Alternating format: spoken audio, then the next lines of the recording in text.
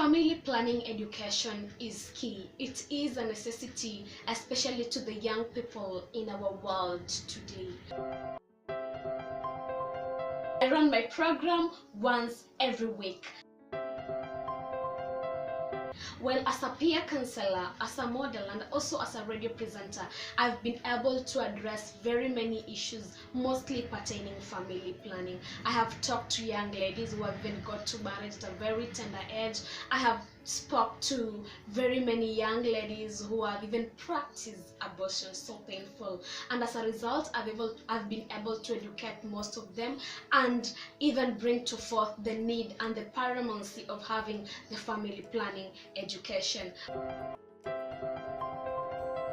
I am a model, the current Miss St. Mary's. I am the former president of the Kenya Children Assembly 2012 April to 2014. I am the former chair lady of the Missionary Children, the Archdiocese of Mombasa, Taveta Mjini. Well, I am a passionate children ambassador, especially on issues to do with the girl child, like defilement and FGM. I am a child ambassador affiliated with the Pathfinder USID Afya Plus Nairobi Coast. Well, I find it is very important for matters to do with family planning, more so contraception, to be addressed. Most of us do not want to talk it out because we think it is rather ashaming, but no, it is important, because if we want a prosperous future, if we want a happy tomorrow, we need to talk reality. We need to educate our young girls, we need to educate our young boys on the need of family planning and the need of contraception, because at the end of the day, what matters is their future. We, the journalism team, have knowledge on family planning. Do you?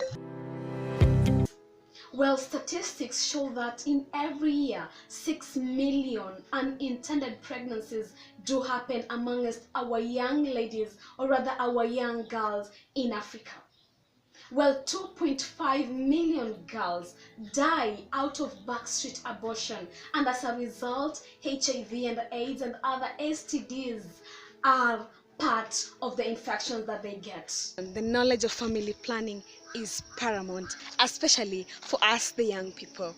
Well, today I would like to share a story of a friend of mine who is from the Somali community. For reasons well known to myself and her, I wouldn't want to mention her name, so I will use my name instead, Janet. So Janet is from the Somali community. She was in class 5 at the age of 11, where her parents thought it was wise that she drops out of school and get married.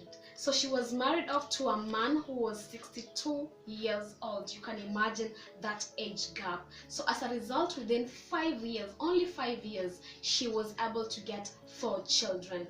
That means the children had even left each other with a span of only 1 year each. That is so terrible, you can imagine.